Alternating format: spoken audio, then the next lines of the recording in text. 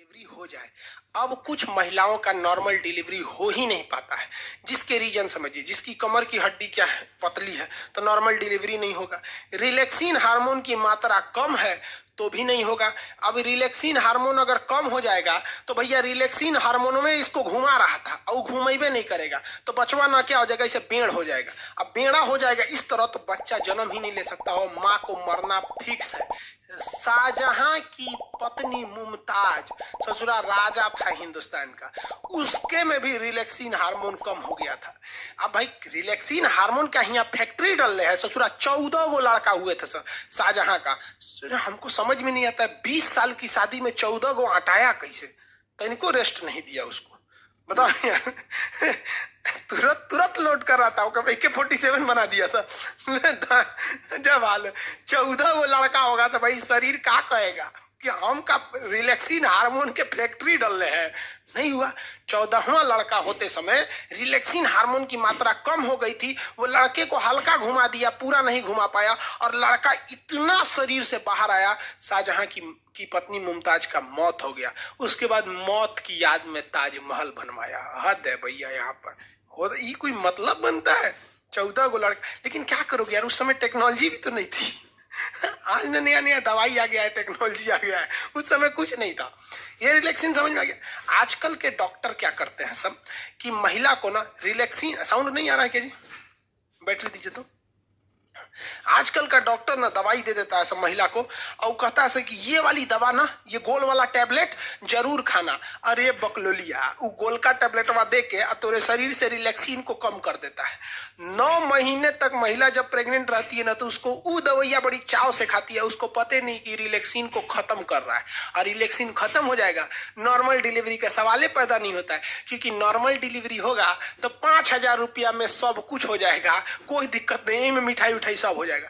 लेकिन अगर ऑपरेशन से होगा तो कम से कम 30,000 रुपया ऑपरेशन से होगा, और 1 साल तक दौड़ते रहिए, डॉक्टर साहब टाका काटना है, डॉक्टर साहब उपट गया, कब वो दर्द हो रहा है, सीढ़ी मत चढ़ो, बाल्टी मत उठाओ, ये मत करो, वो मत करो, नौटंकी हो जाता है। और 99% ऐसी महिलाओं को ही ऑपरेशन से होता है जो महिला प्रेगनेंसी के बाद काम नहीं करती हैं। सब मतलब प्रेग्नेंट हो गई बड़ी काम ना करिए। अरे बात करता है सब यहाँ पर। आप लोग का भी शादी ब्याह होगा ना तो जब प्रेग्नेंट रहेगी तो ज्यादा काम कराइएगा। हाँ, ये कहिए कि भारी वगैरह काम नहीं करिए, कोई ना कि बोझा ढोने के लिए देते हैं, ये नहीं काम, लेकिन काम जरूर करते रहिएगा।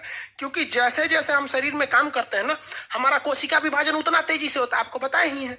तो रिलैक्सिन हार्मोन उतना बनेगा। अब महिलाओं में आजकल की एक खराबी क्या है कि नैहर में वो पतई बीन देगी, चपरासी क्या काम कर देगी, नैहर में कुछ काम कर देगी, बाथरूम साफ करेगी, नाली साफ करेगी, नैहर में भैंस का गोबर उठाएगी। लेकिन जब ब्याह करके ससुराल में आएगी तो नौटंकी। ओ माय गॉड, ये झाड़ू है, झाड़ू, झाड़ू से क्या होता है? ससुरी दांत खोदल जाला झाड़ू से।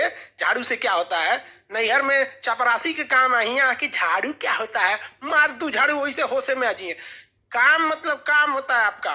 कहीं क्या जानती हो? तो हम ब्यूटिशियन जानते हैं। रे बकलोलिया कहीं का ब्यूटिशियन जानते हैं। अरे जरा सोचो, अगर कोई लड़का कहे कि लड़की वाला है और लड़की वाला कहे कि लड़का क्या करते हैं, तो लड़का कहे कि हम सेविंग करना जानते हैं, दाढ़ी मोछ बना लेते हैं। रे चोट्टा कहीं का, दाढ़ी मोछ तोर है तो तोर बाप आके बनाएंगे, अपने से बनाओ ना। यहाँ पर कोई भी दाढ़ी मोछ आएगा, ट्रिमर लेके बना लो, क्या जाता है? सेविंग करना है तो छील लो। और लड़की को कौन चीज जाता है?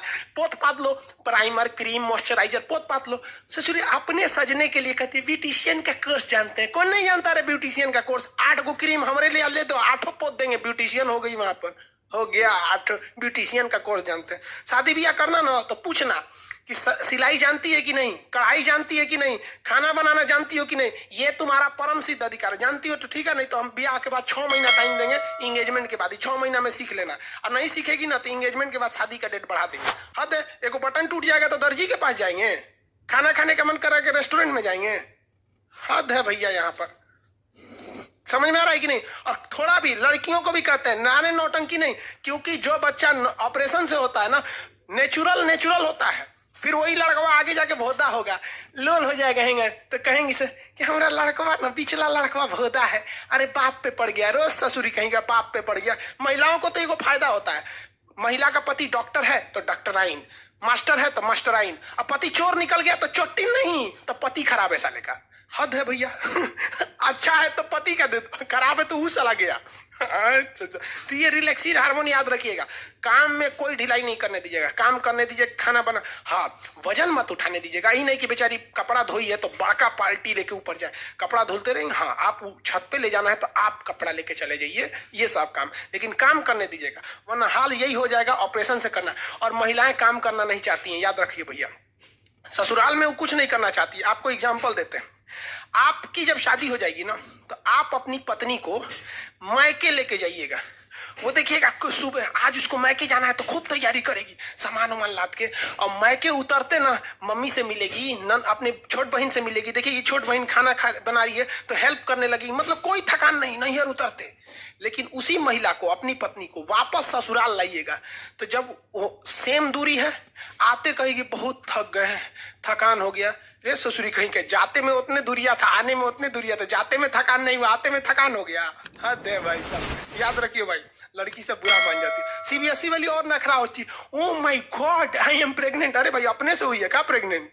तोरा ना पता है कि कैसे हुई है प्रेग्नेंट? यहाँ पे काम ना करिए आप बाबू, झेलना हो जाएगा तुम लोग को।